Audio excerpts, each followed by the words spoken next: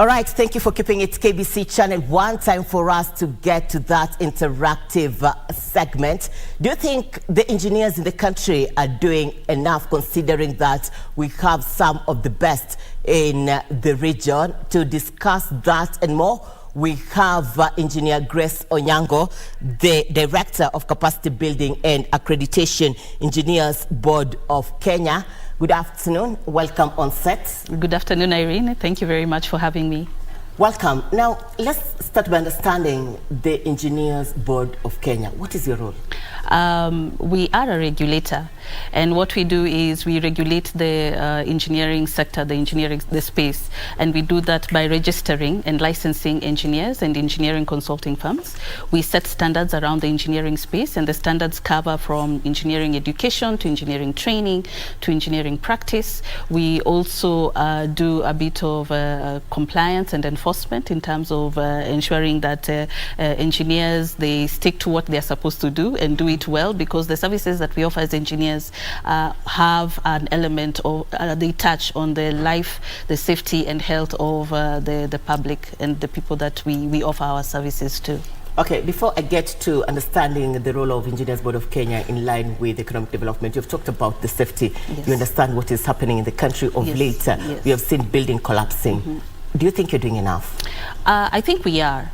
But what we need to do is educate the public on who is qualified to offer professional engineering services, so that when they seek the services, anything to do in the built environment, that is, if you want to put up a building, if you want to do anything in the built environment, then there are services that you need to seek, but you need to seek them from qualified practitioners. And that's why when I said, I said by the board, we register and we license those who are qualified to offer professional engineering services.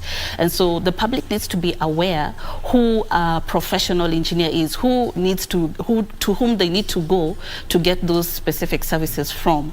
And the board has done quite a lot. In our website, you can find the names and of those who are qualified and licensed to offer professional engineering services.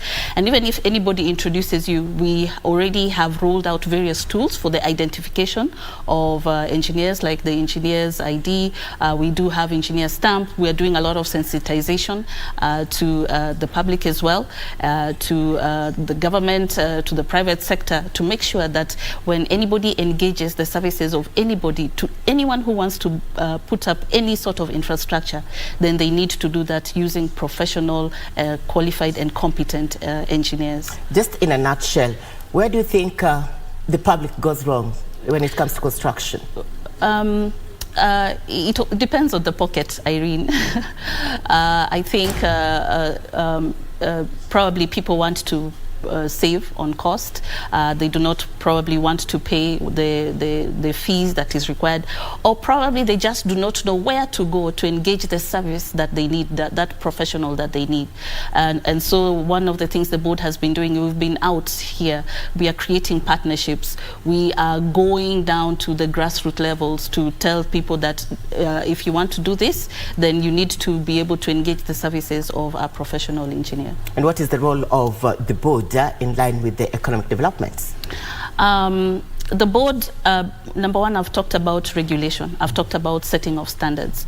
I've also talked about the development of the general practice of engineering in Kenya. But when you look at economic development, just sort of a layman's definition, how is it measured? It's measured by the comfortability, the level, the cost of living of any person. And engineers, how do we contribute? And then I will tie it into the regulation by the board. We contribute because what does an engineer do? An engineer makes things work. We are problem solvers. If you need to get from point A to point B, you need a bridge, you need a road, we will provide that for you. If you need to give value addition, maybe to your produce in the field, because we do have different disciplines of engineering. An agricultural engineer will step in and tell you this is how you do it. Just in one of the bulletins, there's a lady who was talking about biomedical engineers. Because so we offer there are several disciplines of engineering out there, and so we contribute to the infrastructure development of any nation. And when I say infrastructure development, I don't just mean the roads and bridges. It means the digital highways, the research and development, the creation of knowledge, innovations. So we are in that entire space, and so we do have quite a lot as engineers to contribute to economic development in any nation. As we come to the close, I understand there is a partnership between the Kenya Broadcasting Corporation and the Engineers Board of Kenya. Yes. What do you think will be the impact of this partnership? I want you to tie this with the role of Engineers Board, and do you think we need more? I've hardly seen you on the streets protesting that you need more spaces. Yes. Do we need more? Do we have enough? Just in a nutshell as we come to the end. Okay. The Engineers Board of Kenya and the KBC are partnering. We do have an Engineering Partnerships Convention coming up next week. It's a 3-day event that also just talks about the contribution of engineers in transforming Kenya's economy. And it ties in with what our current government wants to do, the Kenya Kwanza plan and the 5 pillars that it has. One of the sessions that we're having there, it talks about the supply and demand of engineers. Do we have enough stock? Kenya is a middle-income country. For a middle-income country, you need to have 1 engineer serving a population of 5,000.